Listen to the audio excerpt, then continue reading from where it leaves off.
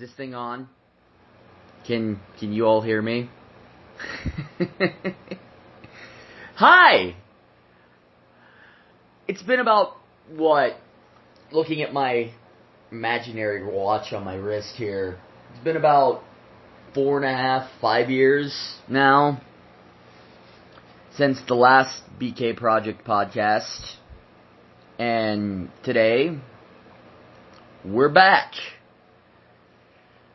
I'm gonna be honest with you, I just barely woke up. I woke up about 10 minutes ago, because my other job, see, I'm a delivery driver for Amazon. That's one of my jobs, and that's the job that pays me the most money, so I can actually afford to live in this palatial estate. But I have another job at night on Wednesdays. I work as a karaoke host at a club here in Salt Lake City. And it's interesting, and I'm learning it because I was a host before last year, but they did not have a lot of the stuff this place has.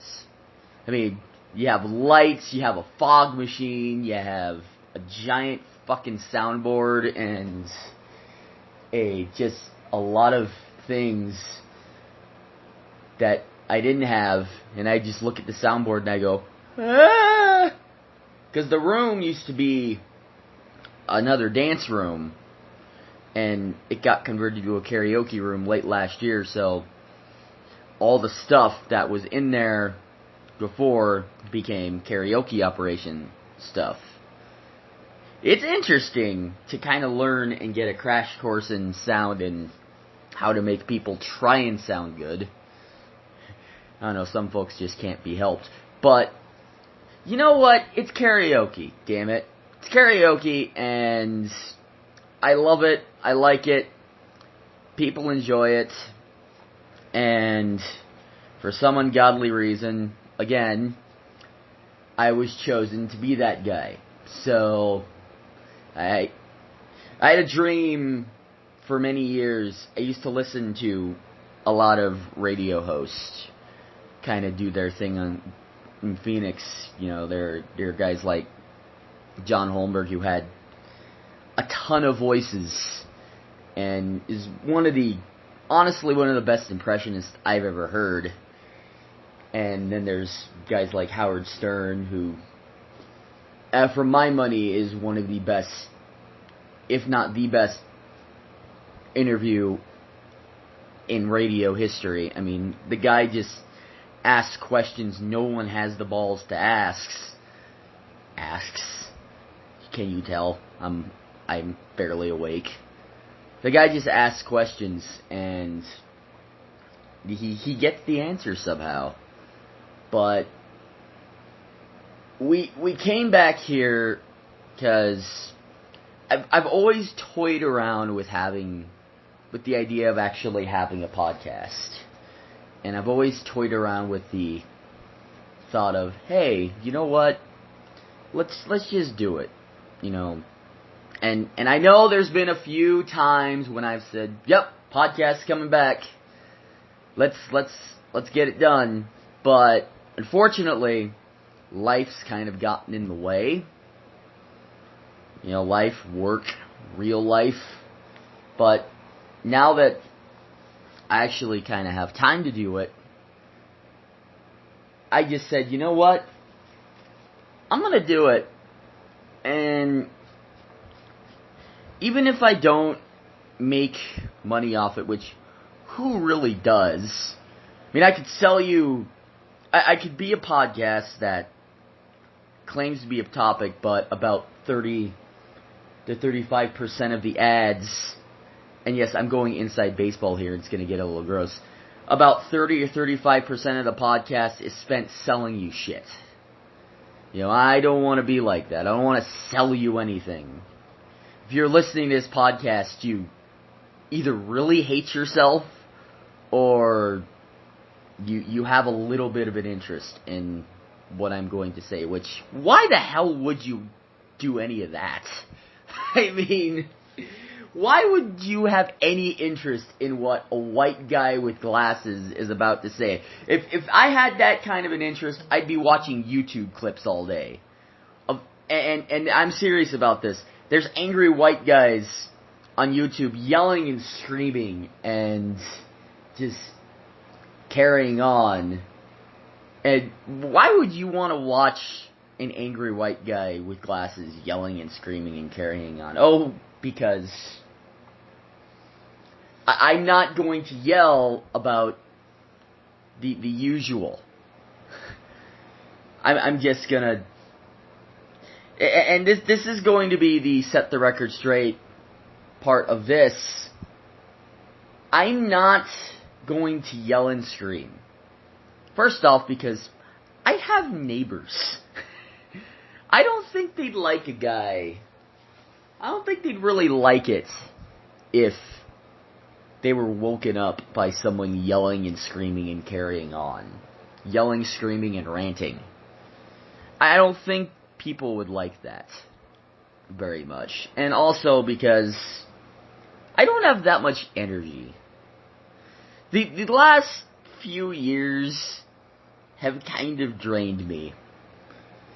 I'm going to tell you why here in a second, but the current events of the last few years have drained me, and the topic today is stick to sports, nah. Or stick to sports, nah. I'm doing this about again, this is the current events that have been going on in the last few weeks, or I dare I say for the last year to 2 years since the orange cum stain was elected. And it really exploded last year around September, and I remember this specifically because I'm waiting to go to Comic-Con. I'm at a Starbucks inside the Marriott right across from Salt Palace here in Salt Lake, and my phone, because for some reason I have it set to give me news, my phone blows up, and it says, Golden State Warriors disinvited the White House. And I went, that's interesting. Do I dare look at the rest of the story? And I say, you know what, yes, I do, because here's the thing. When you see a headline, and I know it's clicky bait, but when you see a headline, you look at it and you just think, well, let's get the rest of the story first before we start making assumptions. Yeah, I tried to kind of be fair. You know, I don't like what's going on right now, but if he does things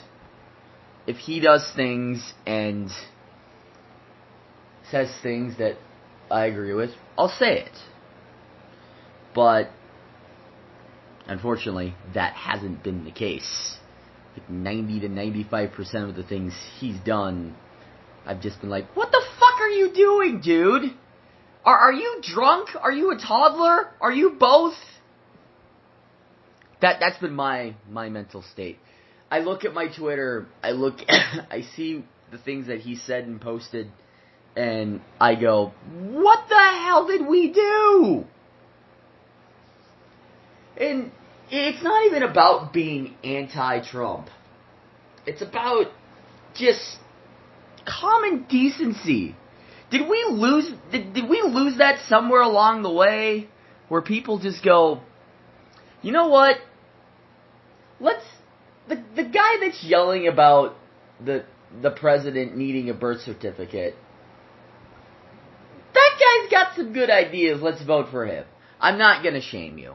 If you voted for him and you have legitimate reasons for doing so, I will not shame you. But if you voted for him because the goddamn president was a Muslim, we go be... And if you voted for him specifically to make liberals cry, you're a fuckhead. I'm sorry, I can't be sympathetic towards that.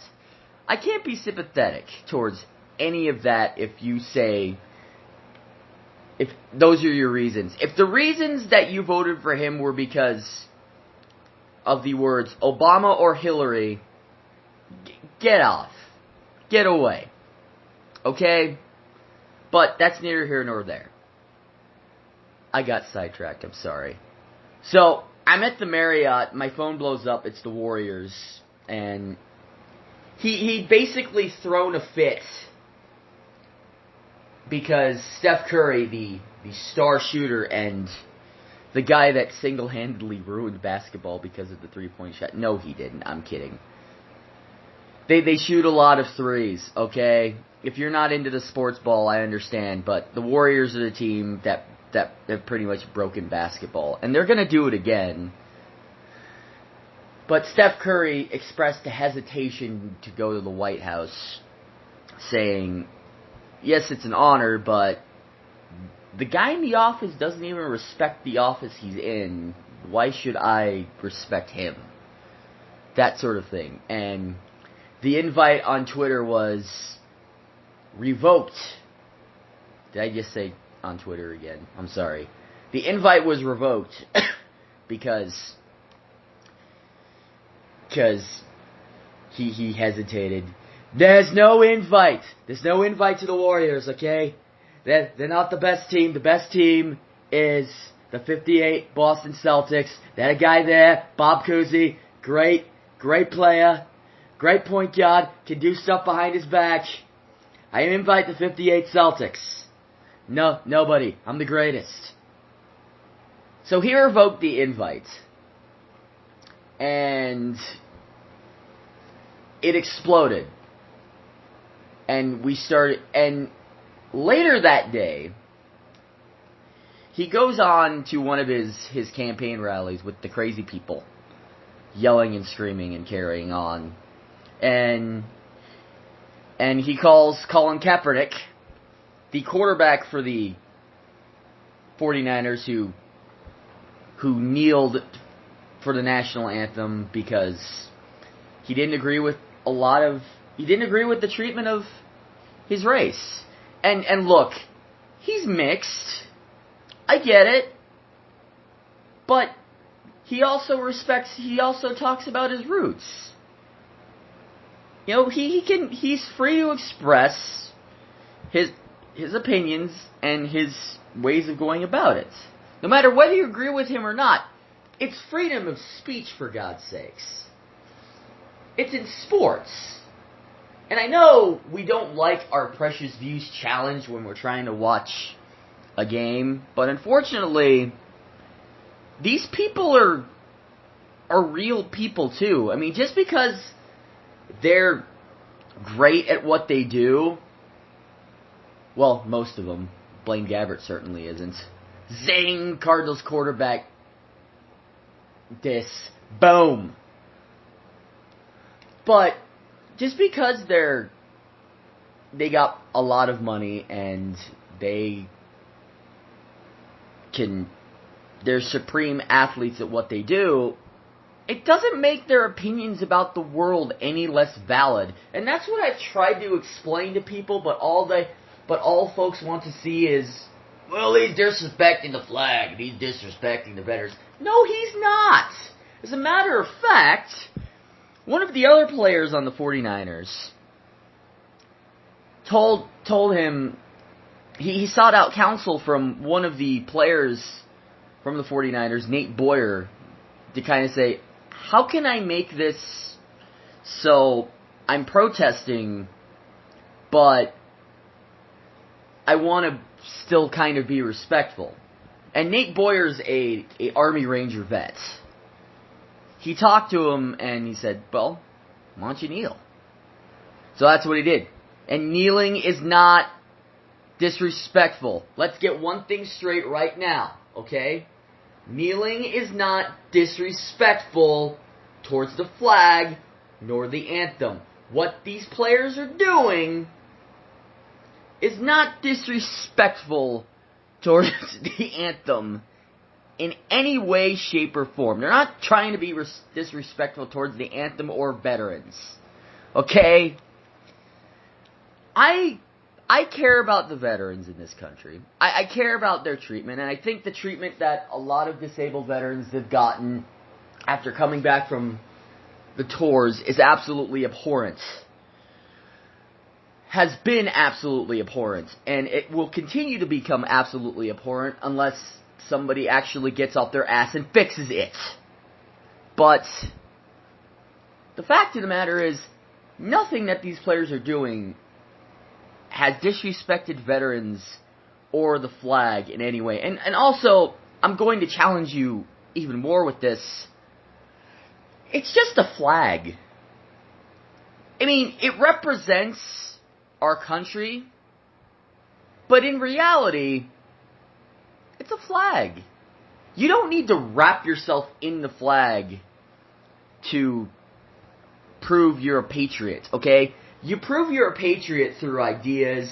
You prove you're a patriot through wanting to make your community better. You prove you're a patriot because you help your fellow man, and you're not afraid to exercise your rights. That's how you prove you're a patriot. So many people misconstrue the idea of patriotism and the idea of just being proud of your country. And I feel like we've lost sight of that along the way because of reasons that I won't get too far into, but because reasons. So, he does that protest, and I keep getting sidetracked, I'm sorry. He does this protest, and he's, for some reason or another, he currently has a collusion case against the NFL. People go nuts. It's the election year, so naturally, it's gonna be, every little political thing is gonna be magnified times 1,000 in 2016. So, he does that, people explode. He ends up not being brought back by the San Francisco 49ers the next year. And he hasn't played professional football since. This is the other thing that gets me about the Kaepernick thing. People say, well, he did it for attention. These athletes are doing it for attention. If they were really doing it for attention, Kaepernick would probably still have a job. You know, Eric Reed, another guy in the 49ers, he'd probably still have a job. You don't go into a protest with a team and expect things to be just fine and peachy keen. Because again, you've got 53 guys in that locker room and coaches. You're gonna piss a few people off. Maybe higher ups. You're gonna break a few eggs. If you've got to make an omelet, you got to break a few eggs. So he does the protest, and he continues to do it throughout the season. Loses his job,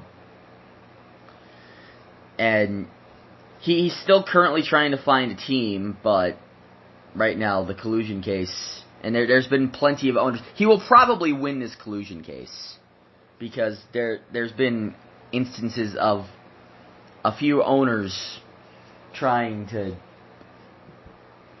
basically saying, well, I won't sign him. Which is really stupid if you're in the court of law or in a civil court. I know you can't control what your owners say, but at least tell them, maybe we shouldn't say anything about the protest or Kaepernick until this court case is over. Perhaps that's not the best idea. So, that all happens. That leads to the year after, And this is a year after, okay? Everything's kind of calmed down on that end. You know, Kaepernick's not on a team. But he goes to a rally with the angry people, the Cheeto Cumstain, and calls Kaepernick a son of a bitch. Which, again, a lot of this is surreal. But again, none of this behavior is really presidential. None of it.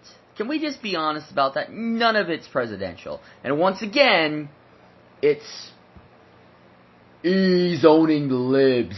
No. It's not the fucking case at all. Jesus. So he goes and he says he says if I had owned an NFL team, I would say get that son of a bitch off the field. He's fired. To fire up his base because he knows that's his bread and butter. Angry people. Because he's a miserable prick himself. So this fires up this entire thing. It becomes the main sports story. And it's still out there in the sports land. It's still lingering.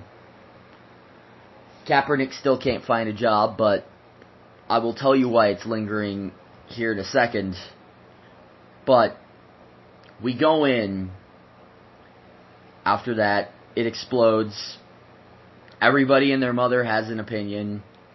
NASCAR, you got one of the main long-term owners saying if they saw a person protesting the anthem, we're an all-American sport. We're great Americans, and we don't protest the anthem. You got Petty and Richard Childress saying kind of those exact words, but which again, it's NASCAR. It's a different base. Your base is mainly Southern and again white. So you know your base if you're NASCAR. You know your base exactly. And then you got LeBron James, who I have to say, dude, I've never been a huge LeBron fan, never been a huge LeBron supporter. I think he's one of the greatest players ever. But LeBron, after this whole Curry mess happens and he disinvites Golden State to the White House, LeBron goes on Twitter and calls Trump a bum. He says, "You bum." And it's honestly one of the most amazing things I've ever seen. And it's so goddamn surreal.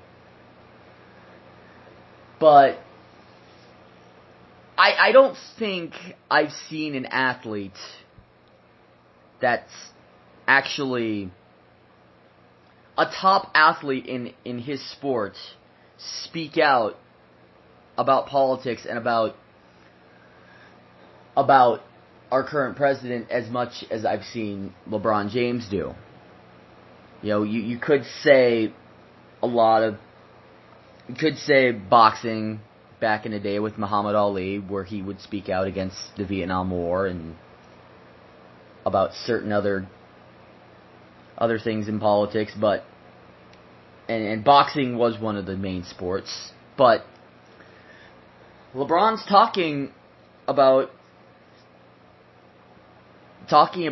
certain issues and being out there in the field of current events, unlike a lot of top athletes in their sports.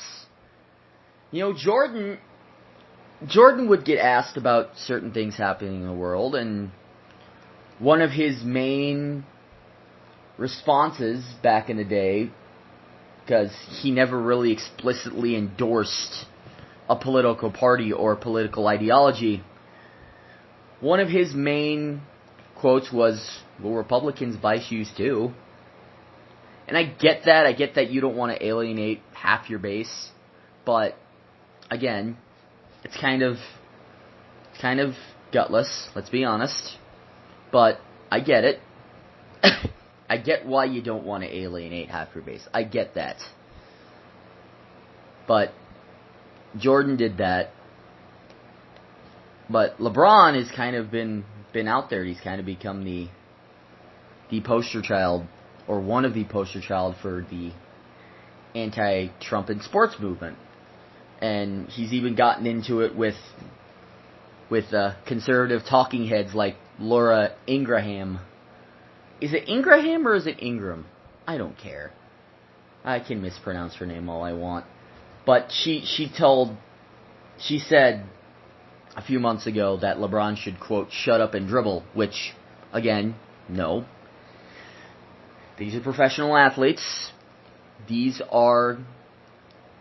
may be supreme and great at what they do, and they may make a lot of money doing it, but that does not make, again, their opinions any less valid. And let me be clear about this, okay? If you're an athlete, that's for the other side as well. It does not make your opinions any less valid either, unless, again, all you want to do is bash previous administrations or, quote, owning the libs. That kind of invalidates your point. I'm sorry. But that happens. Things explode. Again, the shut up and dribble comment. LeBron kind of addresses it at the All-Star game. And we keep moving and trucking along. By the way, the NFL is still trying to figure out ways to deal with this Antrim controversy. And Jay Busby, a great writer and super nice guy who I've always had some sort of correspondence with on Twitter for Yahoo Sports, asks, okay, so you're in a room and the NFL owners come to you and say, we need the last vote for this NFL controversy. For this, we need to know how to deal with the anthem protesters. How do we go about that? Because apparently the NFL needs to deal with that. And they say, you know what I do? Nothing. It's your freedom of right. I know you're complaining on the clock and you're making fans uncomfortable, but it's still your right to protest. I mean, let's go back to the 60s.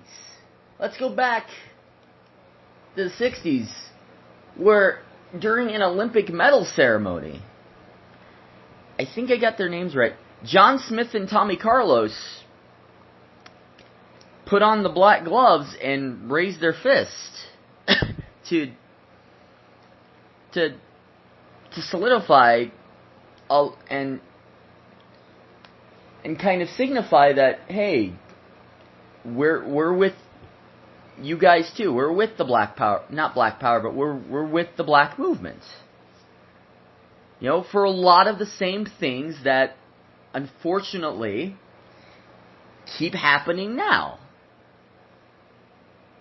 That's why they did that. And unfortunately, that was 50 years ago. And they're still dealing with that. A lot of the same stuff today. Which is why they protest. Which is why they kneel. Again, it's not about protesting a flag. It's not about disrespecting veterans. It's about getting their movement out there. It's about giving... It's about signifying that they won't be silenced. And if you go back and you kind of read some things, it kind of opens your eyes a little bit. But they're not protesting the flag or veterans. I'm sorry, they're not. They're protesting the way they've been treated for dare I say, hundreds of years. And they've got it better today. Somewhat. I mean, we're not whipping them. They're not slaves. But you're still dealing with a lot of things in the community that unfortunately don't seem to be going away. I mean, politicians, talk show hosts, they keep fanning the flames. But anyway, I keep going. But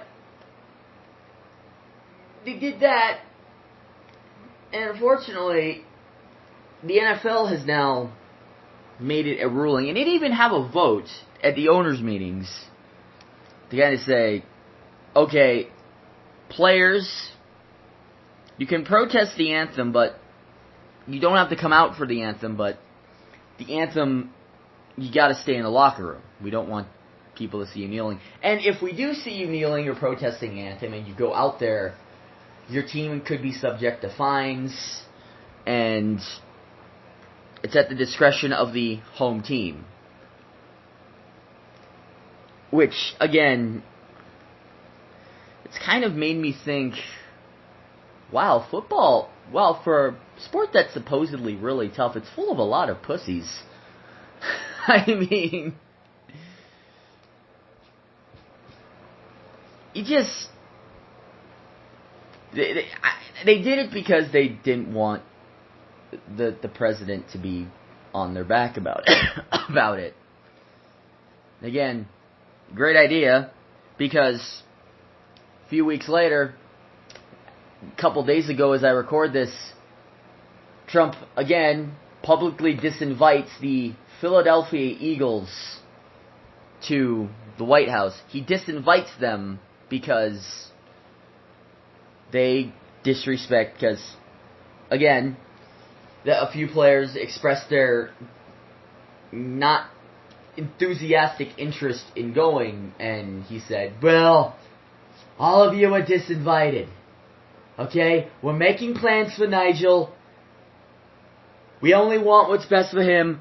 All the Philadelphia Eagles are invited. But we're going to have a ceremony. We're still going to have a ceremony for all the great Philadelphia Eagle fans in front of the White House. Tuesday morning. We're going to have the ceremony. And we're going to have the fans there. We're going to play the anthem. And the anthem, we're going to put our hands over our hearts. We're going to respect the national anthem. Okay? We're going to respect the anthem. Okay? So he does this ceremony, and it's truly amazing because these fans, not one of them is wearing an Eagles shirt. There isn't a whole lot of people out there that are chanting "Go Eagles, Go" or "Fly Eagles, Fly," and you kind of get the feeling that, hey, I'm kind of putting this on to make me seem better than I really am. And not even just that, the moron, here's the thing. If you're going to claim that you're a patriot, if you're going to claim that you know the national anthem, and that people should stand up and respect the anthem, hand over heart, learn the fucking words. Okay? It's not that hard. Oh, say can you see by the dawn's early light, oh, so proudly we hail at the twilight's last gleaming. But learn the words if you're gonna go in and say, people need to respect the anthem. Okay? You gotta respect the anthem. It's great. It's the greatest song ever written. It's by Francis Key Scott. Okay? Respect the anthem. Moron. I mean, it's blown up, and we've kind of come to a place in our society where Yes, fans are tired of it. Fans are tired of protesting. Okay, and I get that you go to a sporting event or you go to a movie to kind of escape the real world. Okay, I do the same thing. I go to the movie, I kind of escape the real world. But you gotta expect, if you're going to a game or if you're going to something that's based in real life, you gotta kind of expect that there's gonna be something that challenges you. Challenges your kind of way of thinking. You gotta expect that. And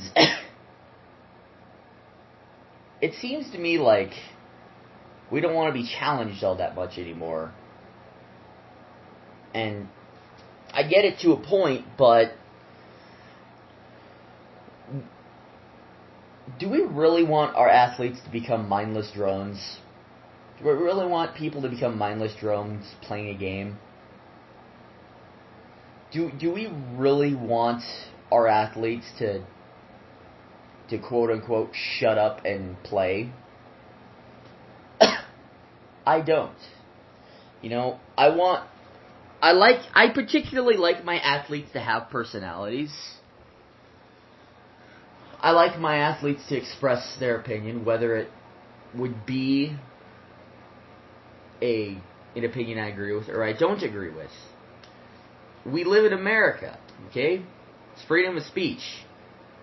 And yes, I know some folks that might say, well, it's their job, they gotta do it on their own time. And to that I say, what other job comes in before you start your shift and plays the national anthem? Which, by the way, national anthem was not played at a sporting event or not played and done as an elaborate ceremony at an NFL game. Did not become a regular thing at an NFL game until the late 2000s.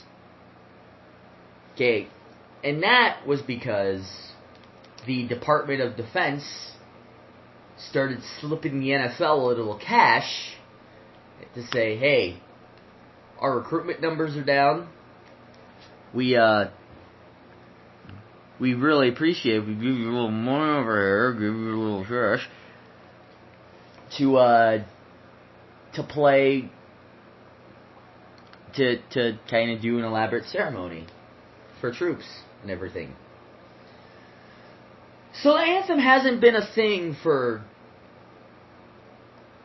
plenty of years, and I know we do it at sporting events. I get it, but and I still put my hand over my heart and I sing. But we also have to be aware and be out there and realize that there's folks less fortunate than us. I think somewhere along the line, our empathy gene and our sympathy gene kind of lost its way. And we need to realize that there are folks out there that are less fortunate than us that aren't as... How do I say this? What word do I say? That aren't as blessed. That don't feel like they belong. They don't feel like they really belong in the community, in this country. There's a lot of people out there that tensions are high. I get that. I get that completely. And we need to realize that there are valid people with very valid complaints out there, especially right now, in minority communities, in immigrant communities, in female communities. We need to realize that. We need to realize that they're real people and their concerns are valid. And our athletes are people too. Our athletes are free to express their opinion, whether it be opinion that is anti-president or an opinion that is maybe on the other side. I just that as long as that opinion doesn't desecrate or talk about a person in that community, as long as that opinion isn't aka racist. Sorry, Roseanne, you're kind of assed out on this one. Aw, man, I want my show back. She popped in here again. I'm sorry. But as long as the opinion, as long as the opinion doesn't say, you know what, doesn't desecrate another side, why, or is not willingly harmful and does not incite violence or anger, you're free to say and state your opinion however you see fit. And yes, it's a private business. We're gonna find that out if it's their right or when it's their right. We're gonna find that out. But these are athletes. They're standing up for people that aren't as fortunate. And it's time that we do the same thing. It's time that we go and we listen to people who are less fortunate than we are. It's time to take in their concerns and become a better community. Work together to make our communities, to make our country better. Because right now, what we're doing is we're yelling and we're screaming and we're carrying on about how players are disrespecting anthems and disrespecting troops and disrespecting flags. Like I said, and my favorite one is claiming that others aren't patriots because they don't respect troops and they don't respect the flag and they don't respect the country. That's a bunch of bullshit. A whole bunch of bullshit. Okay? What are these players doing to make their communities better? If they're protesting, work to make it better. All of these players that have protested for the Eagles, for Colin Kaepernick donated $1 million to outside causes. He's volunteered at a summer camp in, I believe, California for underprivileged kids. Philadelphia Eagles, Michael Jenkins. A lot of them have worked with Black Lives Matter. A lot of them have worked with local charities. Chris Long donated his salary, his entire year's salary, to different charitable causes. Golden State, the Warriors, they've done a lot of the same thing. LeBron has donated money to separate causes. They're working to make their communities better. To make people better.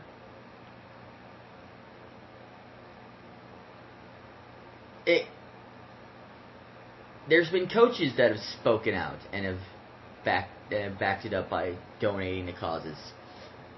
Greg Popovich, who, by the way, is an ex Air Force member. He's spoken out against Trump. Current Spurs coach Greg Popovich. Steve Kerr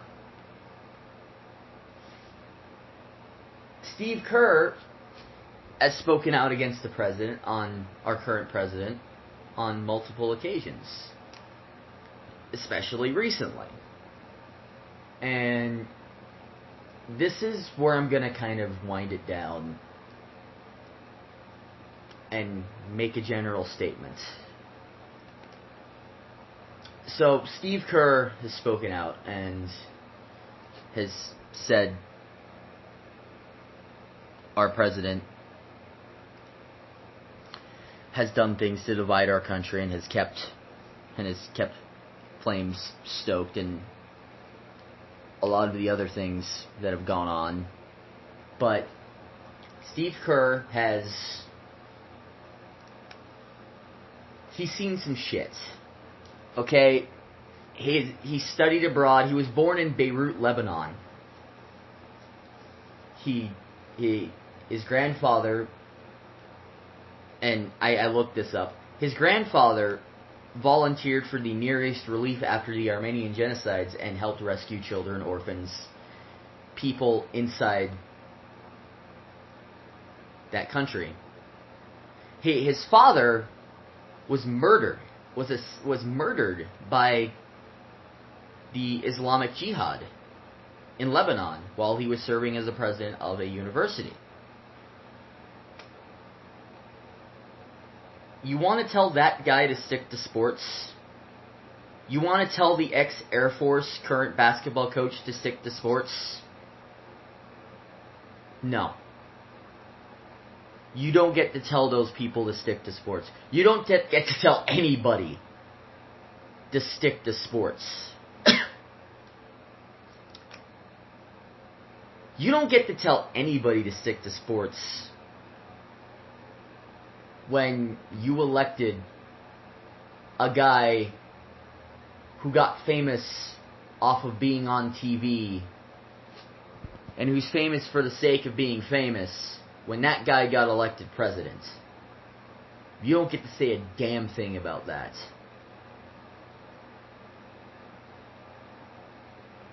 Patriotism, again, is not about a flag. It's not about supporting your military. It's not about living in your country. It is about living in your country, but it's not about blindly supporting your country and administration no matter what you do. It's about helping your fellow man or woman or child or minority. Helping your fellow person. It's about a sense of community. It's about being free to express your opinions and your ideas, to help make our country better, to help guide our country, to help others become better. So many people, again, confuse blindly supporting with patriotism, and that's not the case. If we're going to come together, and if we're going to get things done, we need, as a country, to get to work. We need to listen to each other. We need to listen, and we need to stop work. We need to start working. We need action. We need listening, and we need action. And our athletes don't need to be told to stick to sports. They need to be told to keep talking. Let's come together and let's make it better. I promise next week is gonna be a lot more fun. Next week is going to be, I'm going to be talking about I know, we're starting it off a little sports heavy, but bear with me here. There's going to be some topics in there that you'll be interested in. Next week, I'm going to be doing a profile on my favorite sports team of all time, the 1992-93 Phoenix Suns, and the impact they had on me, a young Brady, and the impact they still have on me as an adult now, because, believe it or not, as I head into my, 29th year of life, that Phoenix Suns team is going to be 25 years old, and I think it'd be interesting to kind of do a deep dive and to kind of go into how much fun that Suns team was and how they helped the city kind of start to become major league, living in Phoenix at the time. So I'm going to give my thoughts. I'm going to talk about that. Thank you for listening. If you got through that kind of blather, I thank you. God be with you. Give me some thoughts, man. I mean, send me a message, kind of talk about it on SoundCloud. We'll talk about this some more. I'm sure there's going to be some blowback. I expect that. I'm just giving my opinion, man. And I give it from a place of wanting us to be better. So, thanks for listening. We're going to be back next week. And, let's do the thing. Let's talk. This has been the BK Project.